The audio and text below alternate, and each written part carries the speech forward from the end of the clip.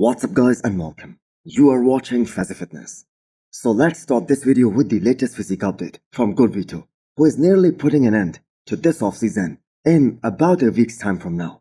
So this was a very long off-season for Vito, as he put an end to his season more than 6 months ago after competing at this year's Detroit Pro. So it has been more than 6 months already, and the thing is there wasn't a lot missing on his physique even when he competed this year. And that was actually a great battle between him and Martin Fitzwater at this year's Detroit Pro. Now he did beat Martin in a couple of shots. As we all know, his front double biceps, that is just one of the best in the entire pro league right now. Great arms, huge quad sweep, which helps him create an insane illusion of having that X-frame, that insanely taper on the stage. And the guy is just 26 years old. Now he was unable to qualify for the Olympia this year, in his rookie year, but you never know. When a physique who is as gifted as Vito really comes into his own, and when he finally puts it all together, and when he does that, he is gonna become one of the biggest rising stars in the men's open class.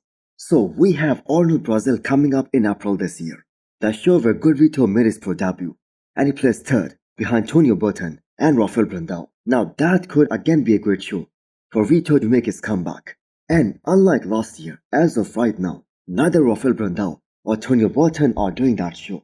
So Detroit Pro is also going to be a good option for Vito. So the feedback that was given to Vito by the judges was that they want to see improvements overall in his physique. More specifically, more thickness in the side shorts, in his arms more specifically, and more thickness in his back.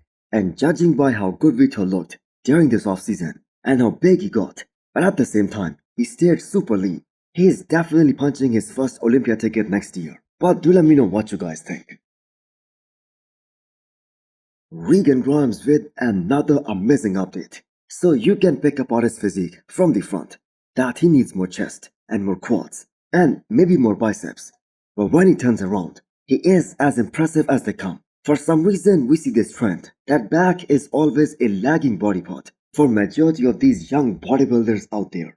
I mean even some of the top pros, some of the top guys in the industry, like Samson Dauda and Hadi Chopin. Even to this day you can say that they aren't as good from the back as they are from the front. But Regan has been an exception. He has always had that formidable back, and this is him taking his back to a whole different level. Now as of right now, Regan has announced that he is gonna be doing this upcoming New York Pro, which is happening in May. But I 100% believe that he is gonna do the Pittsburgh Pro as well, as there is literally no logic skipping such a huge prize money when the Pittsburgh Pro and the New York Pro, they are just 1 week apart. So the most exciting thing about this comeback for Regan is that this is gonna be his first prep with Stefan as his new coach. Now Regan has worked with some great coaches over the years, like Chris Zito and Milo Sarcev, and also the Camel Crew. Well, let's just give the credit to Milo Sarcev, who was his coach for the last couple of years. And it did bring him in the best shape of his career at his last show. And Regan, we also got rewarded for it by placing top 9 in the world. But this is definitely gonna be a much bigger version, and hopefully the most ripped version to step on stage that Regan presents on the stage. Now he is 304 pounds right now in this picture. And I have got to say he looks pretty damn lean. And if he nails his peak, he is gonna be super dangerous.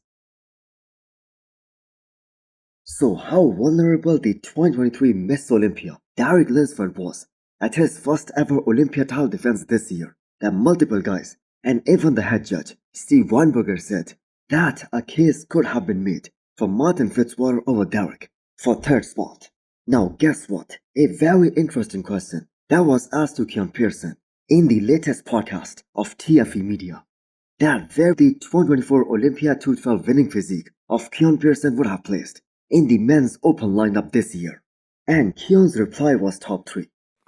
Where would you place if you compete in 2024 Mr. Olympia Open Bodybuilding with 2024 two turbo package of you? I would say in the top 3.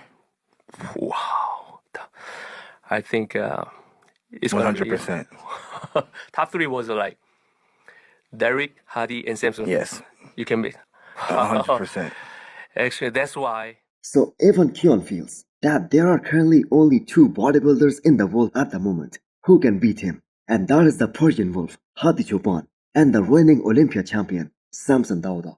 Now for all the people who are commenting that Martin and Derek, they outweigh Keone by 30 plus pounds on the stage. I have got to say that weight doesn't really matter for a physique like Keone, because I believe no one would have complained had Keone claimed that he weighed more than 210 pounds on the stage at this past Miss Olympia, because this is a guy who doubles in size when he opens up and when he hits all those mandatories. And the man was just so on at this past Miss Olympia, and that was just so unbelievably good. So we won't be seeing Keone in the men's open class anytime soon, because he's just in no rush, and he's very well aware that the only thing that he needs to keep a check on while putting on more muscle while getting bigger, that is his midsection. Now he genetically had that ab split, and we know how the beauty of any physique gets totally ruined with a bigger midsection, and we have seen that happen over and over again in the past. Now maybe they can make a new trend from 2025 Miss Olympia onwards. Maybe invite the 212 class winner to do the pose down with the men's open guys, because that is gonna be so crazy and so interesting and such a treat for all the bodybuilding fans. And I am sure we will get plenty of Keone Pearson's comparisons with the top guys, and those comparisons are just gonna blow people's minds away on how good this man is. Next up we have the off-season physique update from Justin Shire. So based on this physique, it is very clear that he won't be doing any earlier show of next year, but this is definitely gonna be the year of his comeback to the stage, hopefully with some amazing improvements, and more specifically in his back, because that's what pretty much stopping him from being one of the best in the world. Now not many IFBB pros can claim that they won their pro debuts, but Justin can, because he won Chicago Pro last year, and he did beat a bunch of very good guys like John De Rosa, Blessing Avodibu. Justin does have one of the most pretty looking structures and one of the most ideal structures that a bodybuilder can ask for, especially from the front. Huge lats, that taper down waistline, huge thick quads, great arms. I think one of the best in the pro league right now. So the only missing link in his physique, that was his back, and that is why he took more than 1 year off to bring up a lagging body part. Because the last show that he did, that was the Olympia last year, where he did not place as per his own expectations. But sooner or later, that really long off season was needed, and he took that so early in his career, and I believe that is going to help him a lot down the line in the future. Now if we take a look at his physique, about 4 years back, more specifically his back shots, it is absolutely insane how much progress he has been able to make overall in his physique. And we have to keep in mind, as more of these guys get to the top level, the rate of progress slows down. But the way Justin has been working on his back and the whole frequency of it, it is gonna be so exciting to see how he shows up next year, and this time with a new coach, because he is also one of the former clients of Matt Jensen. As the legend Jay Cutler once said, that professional bodybuilding and competing at the highest level, that is just so much demanding that once you get a break, it is very difficult to get back into that cycle again of eating, training and sleeping again. And Jay was actually speaking from experience, because he took 1 year off after getting beat by Phil Heath in 2011, and he came back in 2013. And things just weren't the same at all. He was only a shadow of his former self.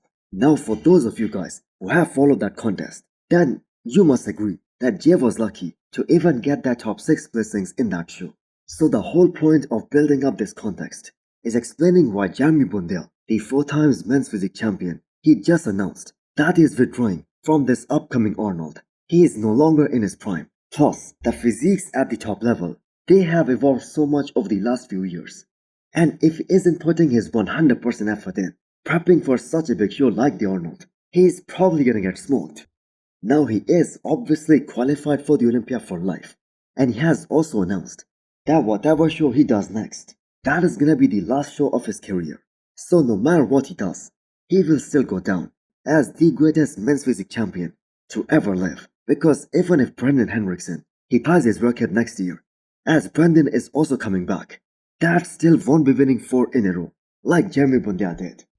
So hit the thumbs up button if you liked the video, and smash the subscribe button if you wanna come back for more. Thanks for watching.